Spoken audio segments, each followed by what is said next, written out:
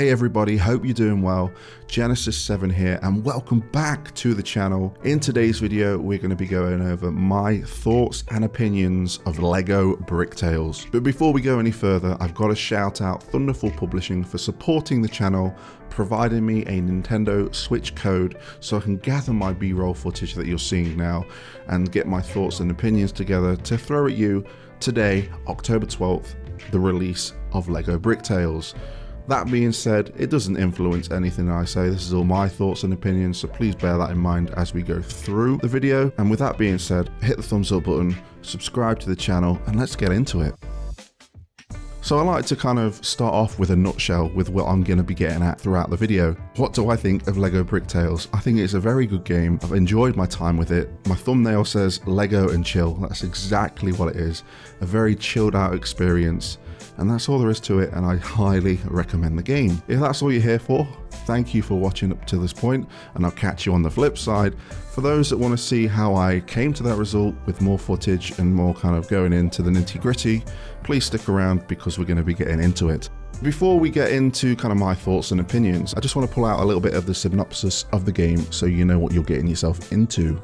Embark on an epic adventure across the world of beautiful LEGO diorama biomes crafted brick by brick as you search for inspiration to help your grandfather reinvigorate his rundown amusement park with your little robot buddy in tow. Your journey will take you to the deepest jungle, sun-drenched deserts, a bustling city corner, a towering medieval castle, and tropical Caribbean islands. Help the minifigures of these worlds by solving the puzzles, unlock new skills throughout the story to further explore these worlds and uncover the many secrets and mysteries they contain. So just pulling out that synopsis right there, you know what you're getting into. This is a puzzle game at its core with those LEGO tropes that you might be familiar with many LEGO games that you've played in the past. Now playing LEGO Bricktales and kind of gathering these thoughts and opinions, because I haven't completed the game so I don't class this as a review, I tackled it a little bit different. I downloaded the game on my Switch and I downloaded it on my children's Switch, and I played with my 6-year-old son.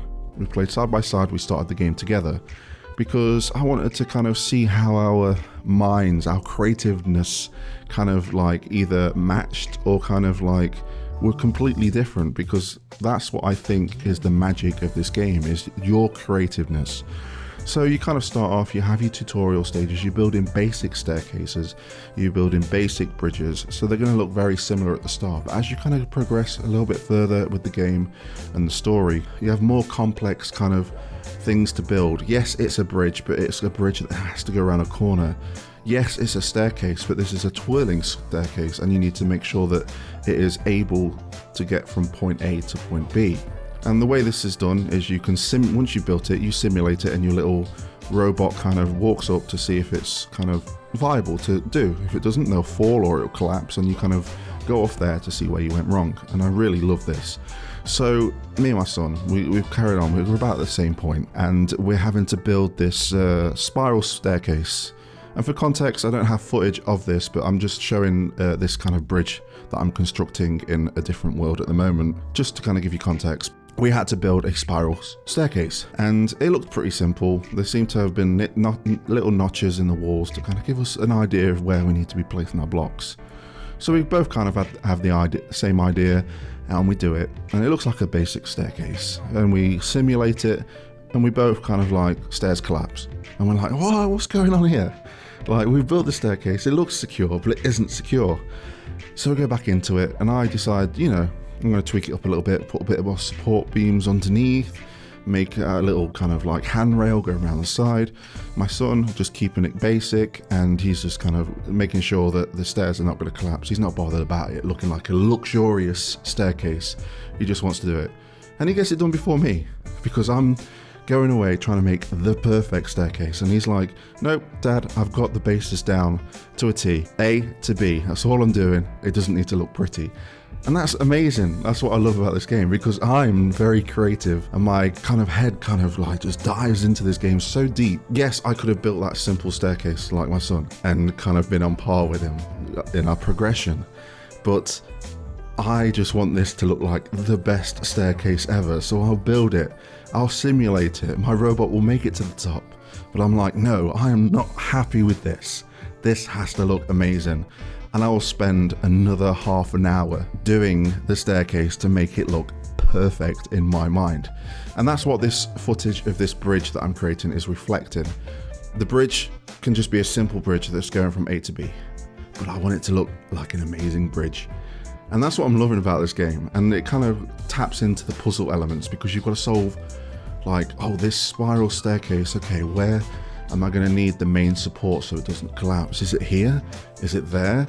Oh, it must be here. Oh no, it isn't there. And it's just really gets you thinking. And I think it just throws us back when we kind of get our Lego sets and we pull out the instructions. And the way the building is structured is based on these instructional booklets, which is a nice touch.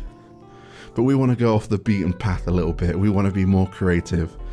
And it's just a lot of fun. Like, it's frustration, but it's fun frustration. So the building element I'm absolutely loving. And I'm loving that once you've actually completed it, you can kind of pull bricks that you've purchased and kind of color schemes that you've purchased throughout the game to make it even better. So if you're wanting to go back to each structure that you've built throughout the game and make it better, you can, because as you progress, you unlock more things to kind of do that. And I love that. So that is the building kind of in its self-contained category. And I think this is where it shines the most. But let's talk about a few other things. I want to kind of touch on the graphics. And you get in what you get when you get a Lego game. I think there's no need to go into detail with that. And these dioramas, I'm a sucker for dioramas in video games.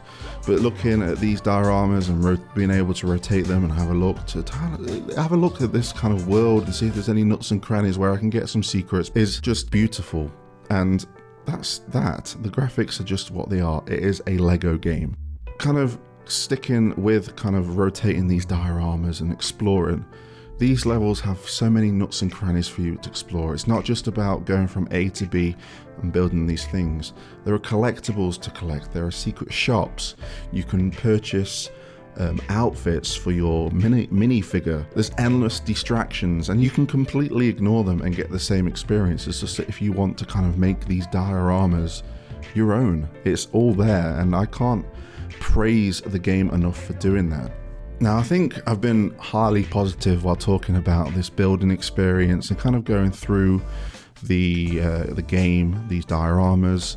I'm kind of going to nitpick at a few other things that I found frustrating, and my son found frustrating as well. I'm going to touch on something that I'm not really interested in anyway, and that's the story. It seems pretty kind of generic in my view. I've not really been paying much attention to it, but essentially your grandfather owns this amusement park and it's destroyed and you're having to go to all these biomes to kind of rebuild it. That's the story in its nutshell, and then each of these worlds have their self-contained stories and characters to do things for. So I didn't think much of the story, but it's not a dampener on my experience whatsoever. The dampener on my experience is the controls. Now, I think we all get frustrated with Lego anyway when we're following instructions and we think that we've done it and followed it to a T, and we look at it and it doesn't look right. It's kind of the same in this game because of the controls. It's very difficult, but can get used to it over time. But it is difficult to get your bricks and assemble these bridges, vehicles, steps, whatever you're trying to create. There was many times where my son was just like handing me over the Switch and saying, "Dad, I can't do this. I just can't do it. The controls, I just can't pick this brick up." And I'm doing it and I can't do it either. And I'm like, what? I'm not doing my duty of the father right now. I cannot help you. And it's a little bit frustrating, but over time, once you kind of get familiar with these controls, they're very weird, the way they're all combined. But you can and you will get used to it, because I really, like I've said before, got into the building of the game. So I had to get used to these controls, but I do think the controls need looking at, and kind of like still touching on controls specifically when you're kind of exploring these biomes.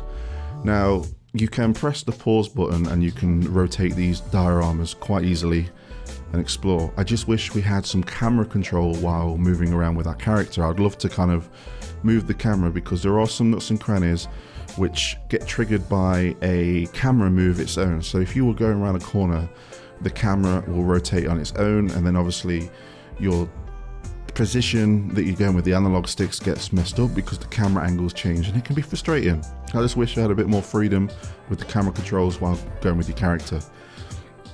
I think that's all really my gripes with the game. This is a kind of short and sweet kind of thoughts and impressions video, but I think I've touched everything I need to touch on because, again, it's Lego and chill. This game is Lego and chill in a nutshell, and it's really enjoyable. Now, the question you're probably asking is it worth purchasing? And I think if you're a Lego fan, yes. If you're a puzzle fan, yes. If you're trying to scratch that Lego itch, or you're just looking for something to burn some time, like half an hour a day, this is the perfect game. And at the moment on the eShop where I am, it's £25, and I think it's worth every single penny. This quite easily could have been like a free-to-play mobile game with microtransactions to kind of unlock bricks and costumes, but this is all in a self-contained game, and I'm glad that they stuck with it being a one-time purchase and you get everything you need to. You can go back to the levels, collect collectibles you've missed, because you get abilities throughout the game as well, which I've not touched on, because it's very to the side, to the meat of the game. Exploring these dioramas, you have abilities. You can kind of like use a whip like Indiana Jones. You can use this ability to reveal things that might be hidden, and that's all I've unlocked so far, so I'll just leave it at that. But there are abilities that you kind of use in the overworld exploration purpose.